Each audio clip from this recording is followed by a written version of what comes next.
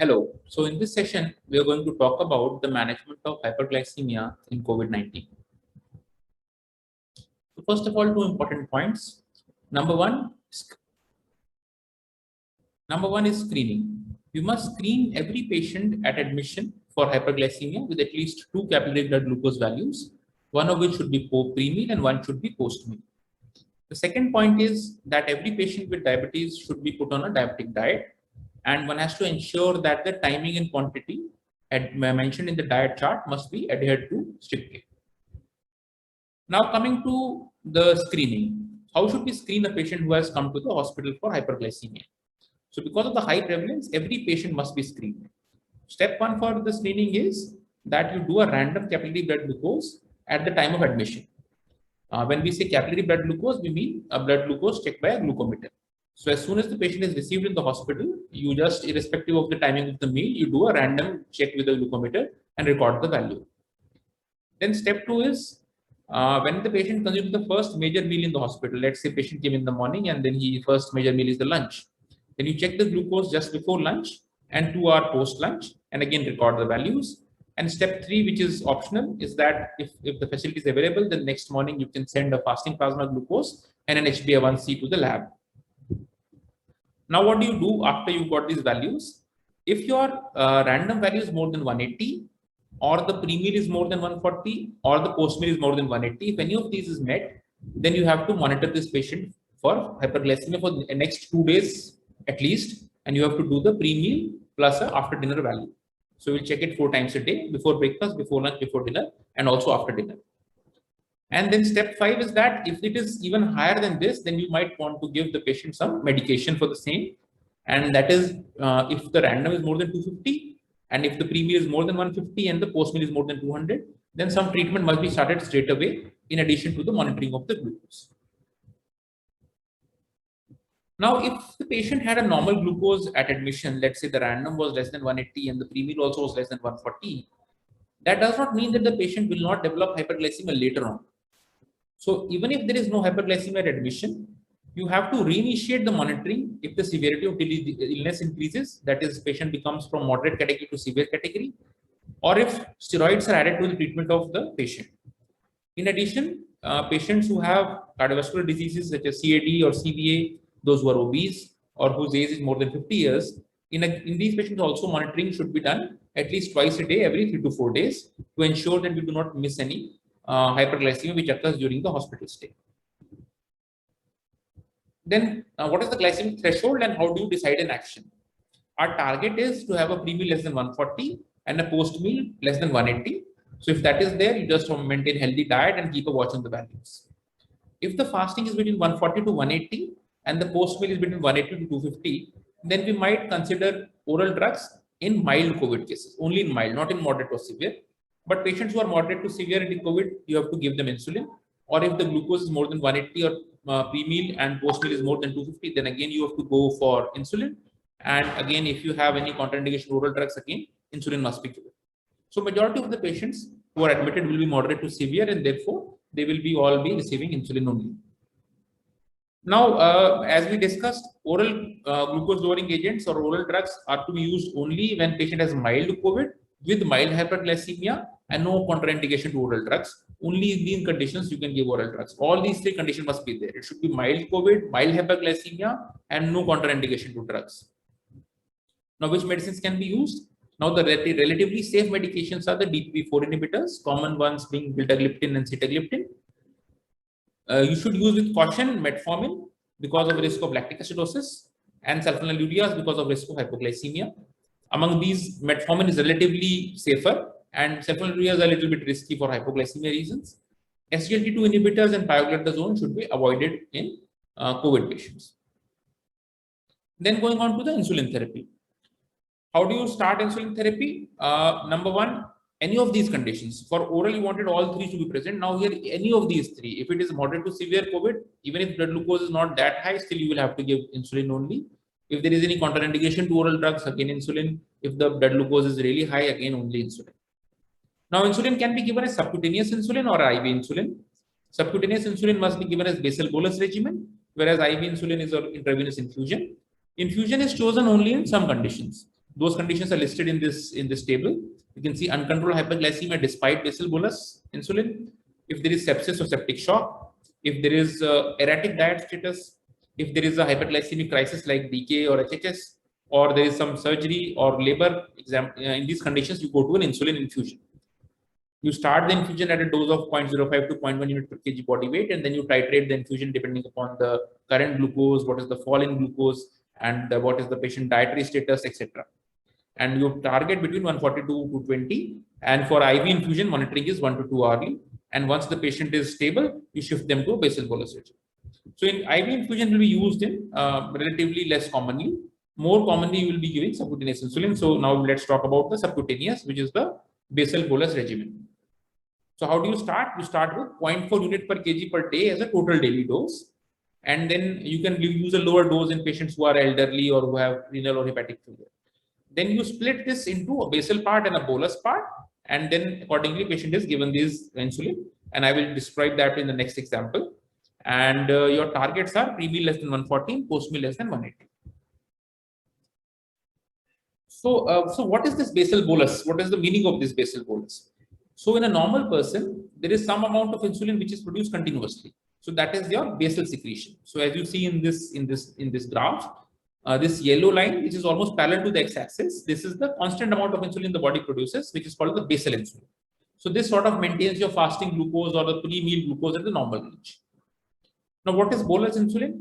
So whenever you eat food, your blood glucose rises, and to reduce the glucose back to normal, insulin secretion also increases. So there is a sharp rise. So this red line shows the sharp rise which occurs with each meal. So at breakfast, there is a sharp rise, it falls down. Lunch, there is another rise, and then it falls down. Again, at dinner, there is a rise, and it falls down.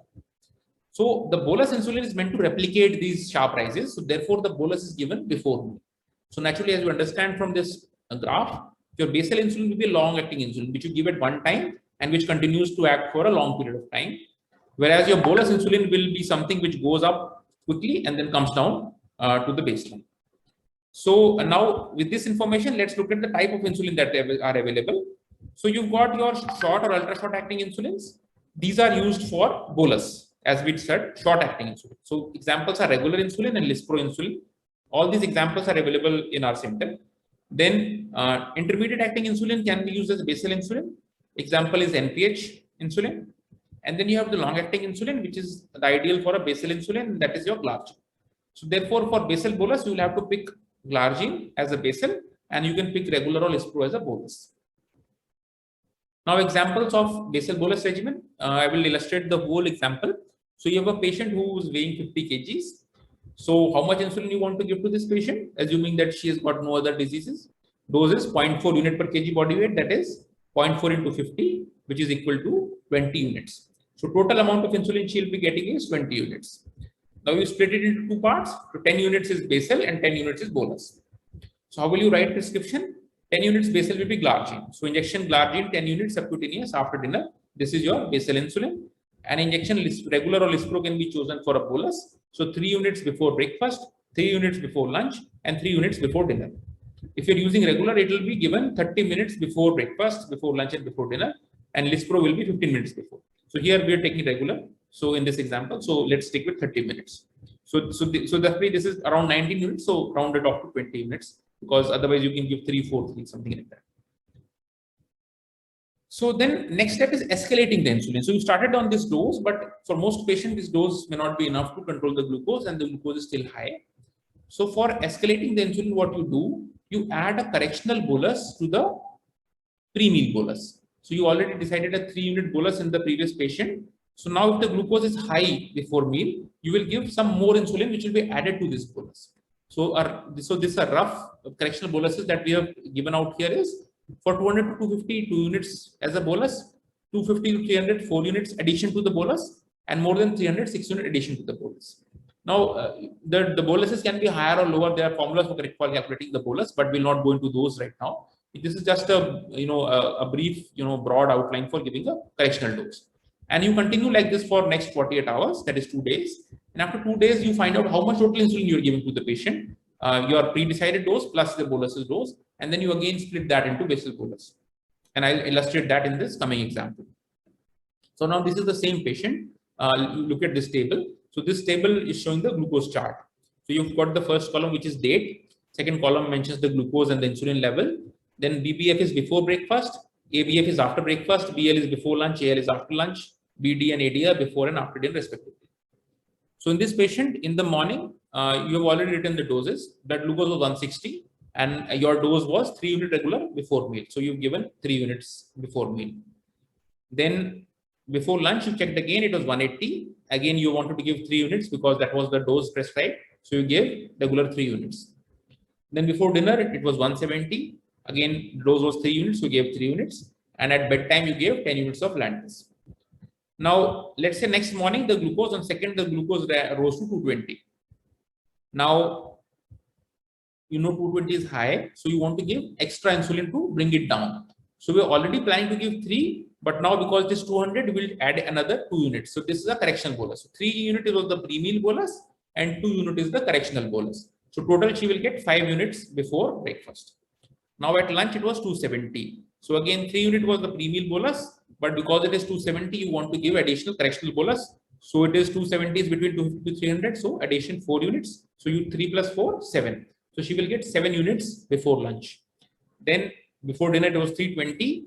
It rose up further. And now you want to give 3 units as a bolus plus correctional bolus of 6 units. 320, 6 units. So now you're giving 9 units. So total on this day you give 31 units. 10 unit Lantus was same, total 31. If you add this up, it comes to 31. Then similarly, next day also you did the same thing. You looked at the blood glucose, you gave a pre-meal bolus, which plus a correctional bolus, and again you gave 29 units on the second day. So now you know that this patient is actually receiving 30 units, although you started with 20 units. So for the next day, automatically you will increase the dose to total 30 units. So split it as half and half. So 15 units will become your basal, and now your bolus will become 5, 5, and 5. Now this is the pre-meal bolus is now 5. If the glucose is high, you will give a correctional bolus in addition to this 5 units. So this is how you step up the insulin. Now, a lot of patients are there who are not diabetic to begin with, or they were diabetic but controlled on some medication, and now because of steroids, the glucose has gone up. So in these patients, you got to add some more insulin. So how do you do that? If the patient didn't have diabetes previously and you started them on steroids, you can give them 0.2 unit per kg per day insulin, which can be given as NPH 0.1 unit per kg in the morning and regular 0.1 unit per kg before lunch. So reason for this dosing is that with steroids, the hyperglycemia typically occurs in the late afternoon and evening. And if you give it like this, the regular insulin at lunch will take care of the afternoon hyperglycemia, and the NPH will sort of take care of the late evening hyperglycemia. But if the patient is already on oral drugs, then you can start with a higher dose, 0.4 unit per kg body weight, and then again it will be 0.1 unit delivered as a bolus and 0.1 as NPH 2 times a day. So this is how you tackle steroid-induced diabetes. Now we've talked about starting insulin, but as you increase the insulin doses and as the patient improves, or sometimes the oral intake falls, you might get hypoglycemia. So you must know how to diagnose and correct hypoglycemia. So how do you diagnose hypoglycemia? If you check the glucose, it is less than 70, it means patient has hypoglycemia. But if the patient has the glucose less than 80 milligram per dl, and there are symptoms of hypoglycemia, then again you will consider this hypoglycemia and treat it. If the patient is conscious and is able to eat, then you will give 3 teaspoons of glucose in 1 glass of water, and you check the glucose after 15 minutes. If it is still below 70, then you will give another 3 teaspoons of glucose and check again. If the patient is unconscious, then you have to give IV dextrose. So you will give 25% dextrose, 100 ml, IV as a stat, and you will check the glucose after 15 minutes. Now, if the hypoglycemia is corrected, then you will, the next step is to look at what is the cause of hypoglycemia. It could be too much insulin because patient has improved and the insulin dose has not been reduced, or it could be lesser food intake because of nausea, vomiting, etc. So accordingly, you have to correct that problem. It is one important thing is you should not skip the pre-meal insulin if the hypo occurs before meal. So this is a common error which people make, that let's say you check the glucose before lunch and it was 70. You decided to give some glucose, but you also said that, okay, it is low, so let's not give any insulin, let the patient have his lunch. But because you did not give the bolus for the lunch, the patient is going to have hyperglycemia post-lunch. Therefore, if the patient has got a hypoglycemia, correct the hypoglycemia, but do not withhold the pre-meal bolus. What you need to do is you need to look at the insulin dose overall and reduce the dose, or you take other corrective measures, but there is no reason to skip the pre-meal insulin. Okay. So that is all about how to manage hypoglycemia, hyperglycemia and hypoglycemia in patients with diabetes and other patients who develop hyperglycemia. As a baseline, this is what we expect you to do. That will be all.